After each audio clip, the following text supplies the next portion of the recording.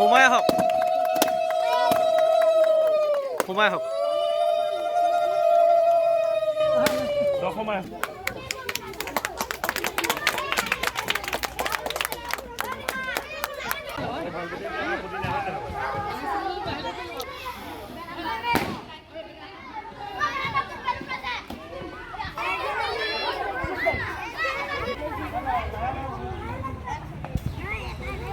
বেছি ঘূৰালে মূৰ ঘূৰাব আকৌ দেই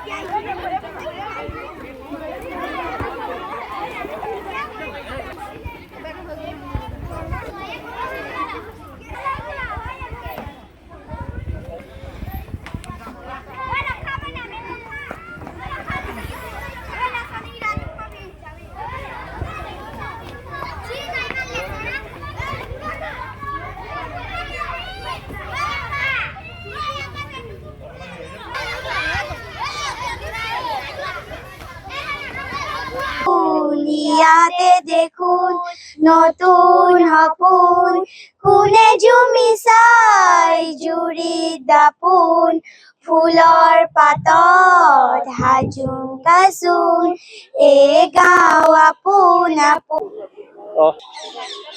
আপোনালোকে জানে যে RD মটৰ্ছ অসমৰে নহয় উত্তৰ পূৰ্বাঞ্চলৰে এটা সৰ্ববৃহৎ গাড়ী বিক্ৰীৰ প্ৰতিষ্ঠান।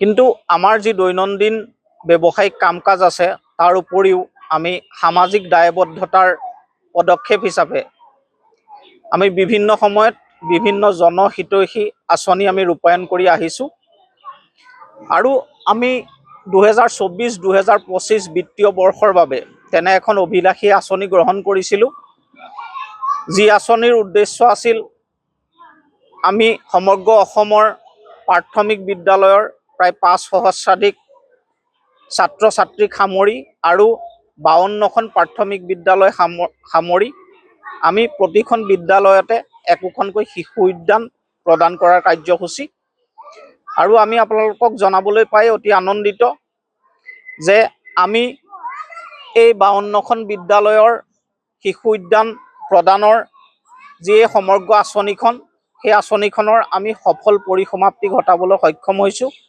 আজি ইতিহাস গৰকা বাদুলিপাৰৰ লেপলেপি প্ৰাথমিক বিদ্যালয়ত আমি শেষৰখন শিশু উদ্যানৰ লোকাৰ্পণ কৰিবলৈ সক্ষম হ'লোঁ। আজি 52তম বিদ্যালয়খনত আমি লোকাৰ্পণ কৰিলোঁ এই শিশু উদ্যানখন আৰু এই আপাহতে মই জনাওঁ যে সমগ্ৰ অসমৰ সহস্ৰাধিক প্ৰাথমিক বিদ্যালয়ৰ ভিতৰৰ পৰা 52খন বিদ্যালয় বাছনি কৰি উলিওৱাটো ইমান সহজসাধ্য নাছিলে। আমি অসমৰ বিভিন্ন বিদ্যালয়লৈ গৈ আমি ক্ষেত্ৰভিত্তিত অধ্যয়ন চলাইছিলোঁ আৰু তাৰ পাছত আমি বিভিন্ন নেতৃস্থানীয় ব্যক্তি আৰু বিভিন্ন জাতীয় দল সংগঠনৰ দিহা পৰামৰ্শ গ্ৰহণ কৰি আমি এই 52খন বিদ্যালয় নিৰ্বাচন কৰিছোঁ। গতিকে মই এই আপাহতে RD মটৰ্ছ পৰিয়ালৰ তৰফৰ পৰা সকলোলৈকে কৃতজ্ঞতা জ্ঞাপন কৰিলোঁ আৰু লগতে অনাগত দিনতো আমি সামাজিক দায়বদ্ধতাৰে সমাজৰ প্ৰতি সেৱা আগবঢ়াই যোৱাৰ প্ৰতিশ্ৰুতি প্ৰদান কৰিলোঁ। মই লেপলেপি প্ৰাথমিক বিদ্যালয়ৰ প্ৰধান শিক্ষয়িত্ৰী শ্ৰীমতী ৰুণিমা শৰ্মা। আজি এই শুভক্ষণত গোলাঘাট RD মটৰ্ছৰ বিক্ৰম ঠাকুৰে যি পদক্ষেপ লৈ আমাৰ স্কুললৈ শিশু উদ্যান এখন আগবঢ়ালে তাৰ কাৰণে আমি বহুত ধন্যবাদ। নিশ্চয় উপকৃত হ'ব, তেওঁলোকৰ মনৰ বাঞ্ছা পূৰণ হ'ব। গতিকে তেওঁলৈ বহুত ধন্যবাদ থাকিলে।